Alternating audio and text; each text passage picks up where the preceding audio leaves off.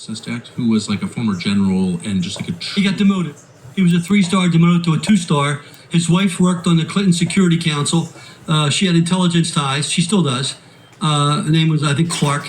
And so he was on the NSC. But he was like the ultimate deep stater. He didn't live in the district. He doesn't live there now. Right. He came into the district to run. He had been in the district. And then after he lost, he went back down to Virginia. And all of a sudden, I mean, I remember all this really well, thinking like... Well, here's what happened. And then he got, massive funding from around the country. You know who ran his campaign?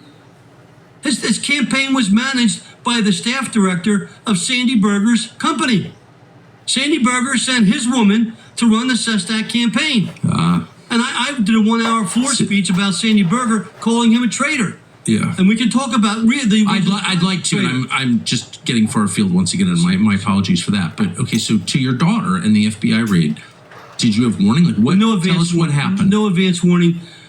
We would have won the election. The polls were in October were showing that we were up by about 6 or 8 points. All my elections have been landslides because I'm a moderate Republican. And this one, I would have become chairman of the committee. No doubts about that. For some reason, the Sestak campaign was maxed out every week in a TV buy, and 3 weeks before my election, I get a call on a Monday morning that agents had appeared at my daughter's home at 7 a.m. And I didn't know, what's that all about? And so I immediately said, cancel the TV ads. My daughter's more important than some TV ads for a campaign. And I didn't know whether she might have done something wrong. I didn't think she would have.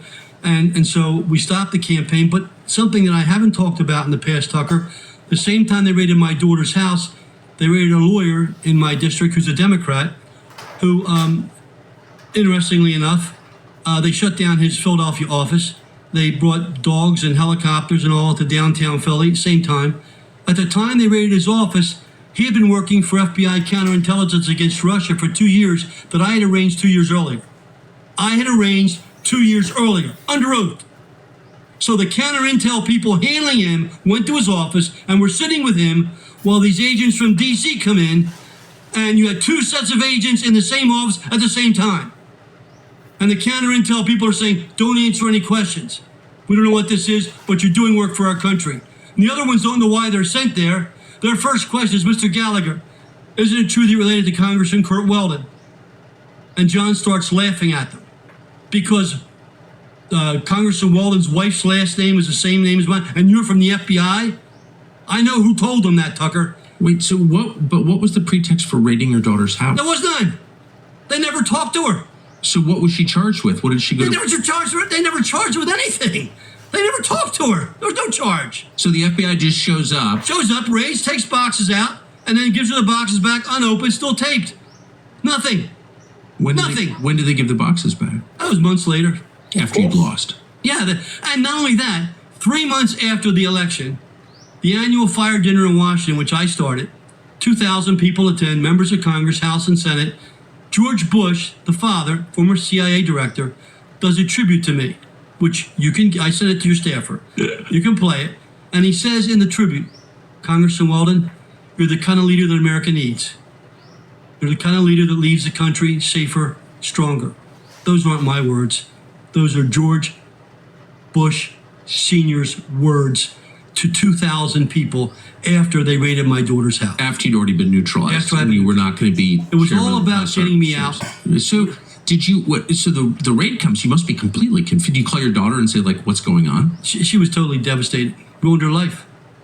How do you deal with that? I don't know. How do you deal with your kid? I'm probably going to find out. If you want to come after me. And that's what I say to them. They're scumbags. Oh, I know. You scumbag, if you want to come after me publicly. But if you're going to hide and go do something behind something, which you do, now there are good people in the agency, but there are scumbags that work in our agencies. And I know them. And they're making money. They're $1 million people. And their $1 million companies are going to be exposed if it's the last thing I do. And you'll see the ties around the world to the $1 million intel people who've made money off the backs of young American kids who have died in wars while they make money, or their companies make money. And I'll give you example after example of that. In Russia, in Ukraine, around the world, in Libya. That's what's wrong. And until we understand that, it's not going to stop. And Donald Trump's people need to understand that. We're not playing tiddlywinks out in the schoolyard. We're playing with bad people. I agree. Yeah, as I've said, I've seen it up close, so I know that you're telling the truth. What they do to my family is outrageous. So this happens, and in the final month of a campaign, with 3 weeks, with this challenger who doesn't live in your district, who all of a sudden has, I think I'm remembering this correctly, a lot of his money came from California. All of it. And then we find out, Tucker, and I'll give it to you. We get a memo. My staff does some digging. What's going on? And we find a memo that was sent to my staff in September, a month before this, from the National Republican Congressional Committee to my campaign committee saying, hey, for some reason, your opponent just cut his TV buy for 1 week in October by $500,000. The week was the week they raided my daughter's house. Because you wouldn't need it. So they told the Democrats the week they were going to raid my daughter's house. I believe it. Because they didn't need the advertising that week. But what's crazy, if you think about it, and by the way, I should say of Sestak, who I always thought was just such a reptile, but he had kind of like the perfect views. He was very liberal socially, but on foreign policy questions, he was just national security state. He's a loser. Perfect national security state. He's an embarrassment, and I'll say it publicly. He's an embarrassment. Oh, I could. And what he did to my family, I'll never forget. So, but that's the Bush Justice Department. Absolutely. That's the Bush FBI. It's the and I wrote a letter to Mueller, which I'll give you. Mueller was FBI director then. Yes, I wrote a personal memo to him on LinkedIn, right to his personal self, and I said, Mr. Mueller, I respect you personally for being a Marine, but you're a scumbag for what you did to my family. So did you call over to the White House and say, like, what the hell is going on? I called Karl Rove. He said, get a good lawyer. And I have no respect for Karl Rove. Well, no one does. And I'll tell you that story on another show. Wait, so but your daughter's house gets raided. She doesn't get charged with anything. The FBI never even isn't talked to.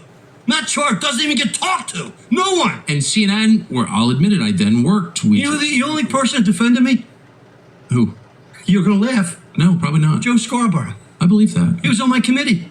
Joe Scarborough, I'll give you the article, defended me and said, Congressman Wall will never do anything like this. And the stupid jerk reporter said, oh, Scarborough doesn't know what he's talking about. Joe Scarborough was the only one at that time who really publicly, aggressively defended. I believe that. And I knew Joe very well then. And he was on my committee. He's not a stupid person, by the way. Whatever Joe's many faults, he's not dumb. And he gets how politics work. But he won't talk to me now. Of course not. Okay, so you call Karl Rove and you say, like, what the hell, Karl Rove? What is going on here? And he just says, my friend here, Kash Patel, will be very, very busy now because this is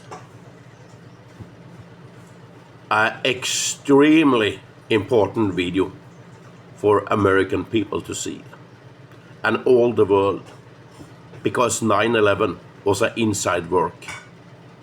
That is crazy by itself and very sad.